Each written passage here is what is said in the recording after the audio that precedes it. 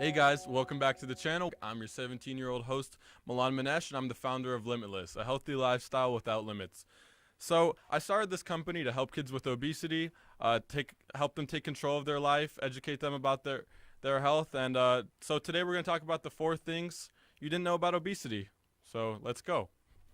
Number 1. Fighting obesity is more than just losing weight. So when you're fighting obesity, you're trying to lose weight, you should really have a physician monitor your activity. So having a physician by your side, like this guy, is really helpful when you're trying to lose weight. So why would I need a physician to help me lose weight? Well, basically, you want someone to be by your side, you want someone to monitor your decisions you're making, and so to make sure that you don't have to go at it alone. They're professionals, they know what they're doing, and all they want to do is try to help you, especially because this is an extremely crucial part of your life where you need to really make a decision now about do you want to lose weight or not. The physician will help you get there. So there's actually a new thing that's come out. It's the best way to treat obesity is by diet and exercise. You can't have one without the other. Personally, my body needs both. I can't have one without the other. A new interesting thing is that physicians are now prescribing vegetables instead of medicines.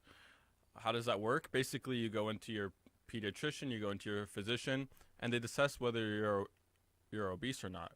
And so they say, hey, I'm going to prescribe you X amount of vegetables. You're going to go into the grocery store and you're going to get it for pennies on the dollar. So your insurance will actually pay for vegetables and act as a preventative measure to treat obesity instead of actually just dealing with the problem after you already have it.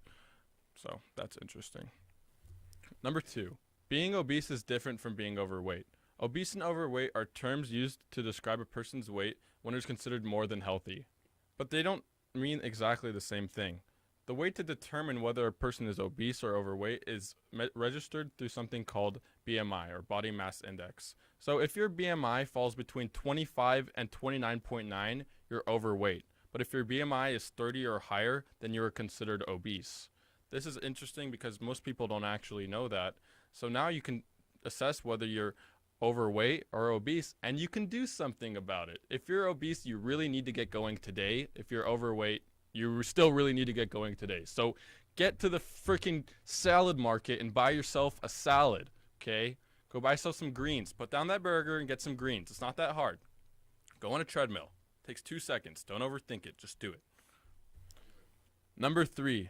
Children can only fight this problem by making dietary changes and getting a good amount of physical activity in each day, and much of that relies on the parents' influence on a child. Parents, you do not know this. Actually, well, some of you do. But if you don't know this, you need to know this. What you eat influences what the child eats, and they're going to be obese. And most of the time, it's because of you. Put down that bowl of macaroni just because it's easier for them to eat, and actually care about what your child is going to put inside their body, because most likely their brain will remember it and they'll be putting it in their body for the rest of their lives. You see that kid up there on the left? That's going to be your kid if you don't put some freaking good food into him and put that freaking McDonald's in the trash can, okay? That's on you. You want to know the interesting thing? 18.5% of children in the United States are obese, which doesn't seem like much, but that is 13.7 million children. That's the population of New York and LA combined. That is in the United States alone. We need to do something about this, and we need to do something about this now.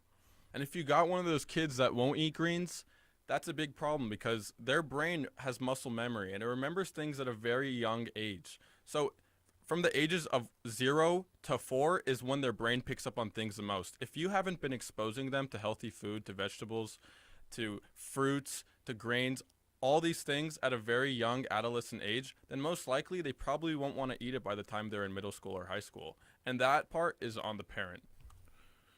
Number 4, your environment and your socioeconomic class can influence how healthy you are. Your parents, your friends, and where you live, everything can affect you. Look at that chart right there. Right there. Yeah, you see how 45% of you are working class people? That actually has a big impact on your life and how you eat. Because if you're a working class person, most likely you want something that's cheap and easy to get. So you're going to go hop over to the Wendy's, the Taco Bell, the McDonald's, whatever's closest to you. It takes 5 minutes and it's super cheap. That's how it can affect your life. But if you're upper class and maybe upper middle class, you'll get served better food, most likely because people will actually listen to what you want. You'll have decisions, you'll have options, and options are the most important thing because that determines whether or not you can choose to put things in your body. But if you can't afford it, then you really have no choice. So I'm from Southern California, specifically Calabasas, where people care about, what they eat. So that made it a little bit easier for me to start making decisions about my own life, especially my parents starting to, be okay with my decisions and sort of what I was eating, because I started finally telling them no. Like I said in the last video, I took control. So the most important thing is to try to create options for yourself one way or another. Try to find cheap food any way you can, and just, yeah. Those of you from ethnic families, you guys all know, just like me, that your parents want you to eat basically what's in their culture, Yeah. Those of you from ethnic homes know exactly what I'm talking about. I'm from an ethnic home, Persian. So, everything that's on the table I should eat or else I'm rude. And a lot of people are like that. Parents are just trying to eat what they think is best for you, what they think you should be eating because they grew up on that. That's their culture. And you have to understand that they don't specifically know everything that they're talking about. Sometimes they're just trying to help you, and it's not that they're trying to attack you in any sort of way and that it's their fault. It's your job to start telling your parents no. That's the biggest word, is learning to say no.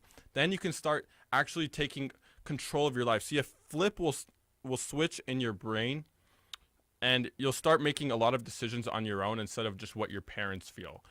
So that was the biggest thing for me, was, telling my parents no, and it influenced a lot of other decisions that I made all around me. Thank you for watching today's video. You got something out of it in some way, shape, or form.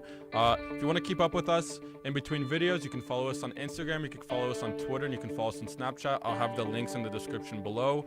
I'm Milan Manesh from Limitless, and I'll see you back here next week for our newest video.